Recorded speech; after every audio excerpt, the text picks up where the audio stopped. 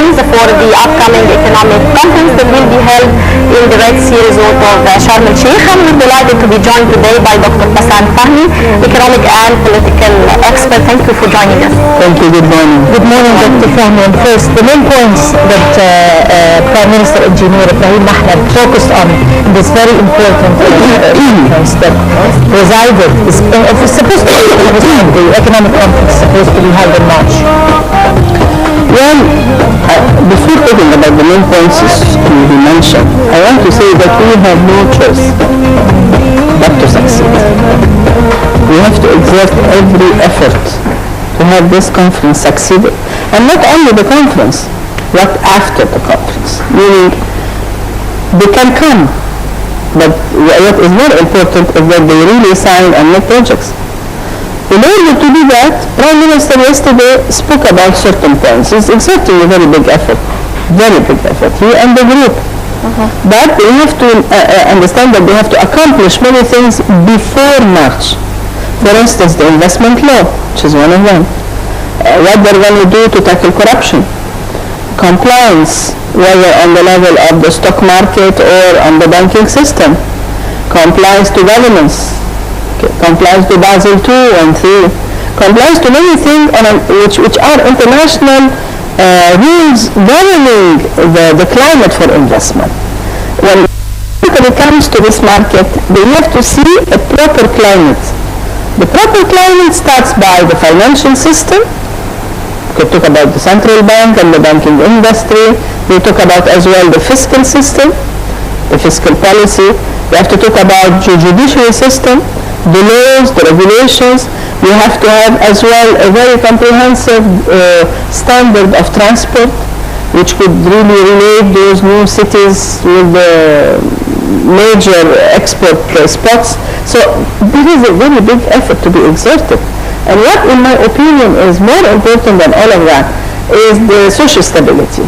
Yes, we have to have stability on the borders, and this is a war. We witnessed yesterday and the day before, and it has been always declared by the President, we are in a war state. We have as well war in the streets, so we have to have social stability, security stability, and on the borders. So we have a long list of work to do, but I wish to repeat, we have no choice. If we lose that battle, we will go back 500 years. Right, Dr. Basant, since the June 30 revolution, we have in the support of Saudi Arabia and the United Arab Emirates. What do you expect will be the role of both countries during the economic conference? Their presence yesterday showed that they are giving us solidarity. They will be with us, they will try to help as much as they can. But we can never forget as well that investment is investment. Meaning, whether would it come from the Arab world, would it come from Africa, from Europe, the same rules apply. The Arab money invests all over the world. I want to say 100 times more what they invest in the region. Because investment has risk assessment, many things, stability, many things to consider when you put money somewhere. So yes, they are in support of us. Yes, they were present yesterday, and this is a sign of solidarity. But on the other hand, it doesn't mean they're going to throw their money. They have as well poor people in their countries. Those countries have problems as well. And their people can talk, can complain. So yes, they will give us the support, but if we start by giving ourselves the reasons to, or I don't want to say the reason, the possibility to create climate to attract investment. Very big effort is exerted, but up till now we saw the law of the investment law, which was not really accepted by many people, so it has to be redone. Nothing has been done yet on the social level, although they talk about microfinance to help the poor and the modest people. Nothing has been done up till now for the minimum and maximum salary, so that you protect the middle class, because without a middle class, you have no economy. On the contrary, we saw a court verdict which says that maximum is not really legal. It is going to take us backwards again. Exactly. So we need to know what should be done to prepare the house. You can't invite people to come in when you live in a chaos. And we see the instability as well as the security in the streets. Dr. Fahmy, it's very obvious from anyone who's observing the scene. You could easily observe that there is strong persistence and agitation and persistence on attracting the foreign investment to be able to inject capital money into the country. But still, with the ongoing situation here, which is very normal, that we cannot with a magic wand change the status of the national security and the threats that are coming from the jihadist militants groups and all the attacks and all that, which is very normal because it's going to take us like 2 years to be able to finalize that. At least we're better than other countries. So why the insistence on barking on the same tree? Why can't we focus or divert our attention to other spheres or other ways which could work, like focusing on the internal economic status, like the microfinance system, like encouraging the small and medium enterprises, like encouraging the small budget people with small budget, the local residents and the citizens to be able to develop and improve the status of the economy with their own hands. I mean, why are we insisting on attracting the foreign investment and addressing the people, the world community, when they have an agenda they don't want to change? You are perfectly correct. The social stability is the key. We have as well a large number of factories closed. We can start by opening those. But we look somewhere else. Not only that, I wish to continue to what you said. We are trying to attract foreign investment from all over the world, right?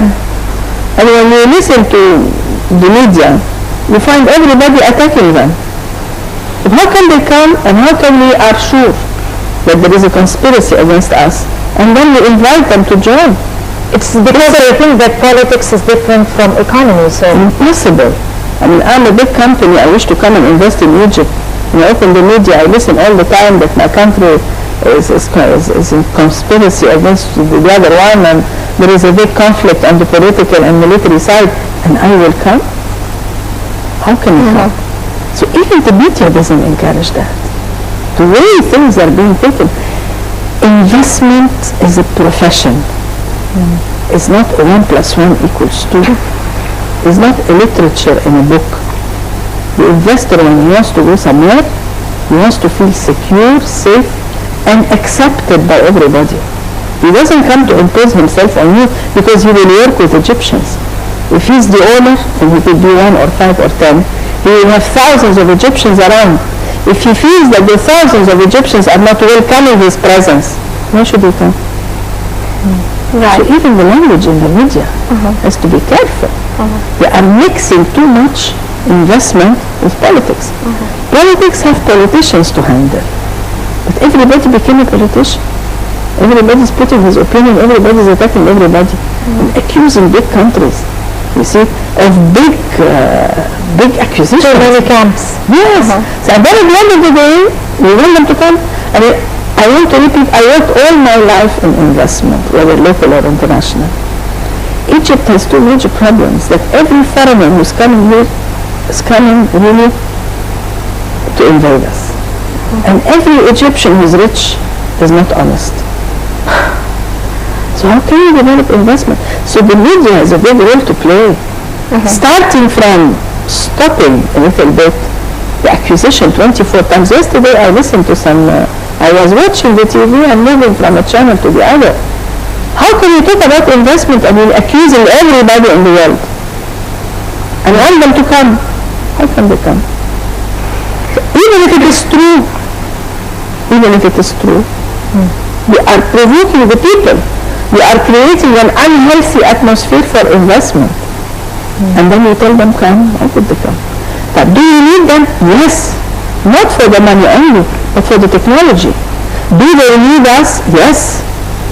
Because we have a lot of activities they can invest in, whether agriculture, everything. Egypt has a very well diversified economy. Everybody in the world, and every country in the world can come and invest it. It's the entrance to Africa ever since the pharaohs. It's very well located. You have one of the most important canals in the world. So we have a lot of things to give to investors, but unfortunately, the way to address is wrong. We are promoting an investment conference, and you attack them 24 hours a day without even having proofs. You see what I mean?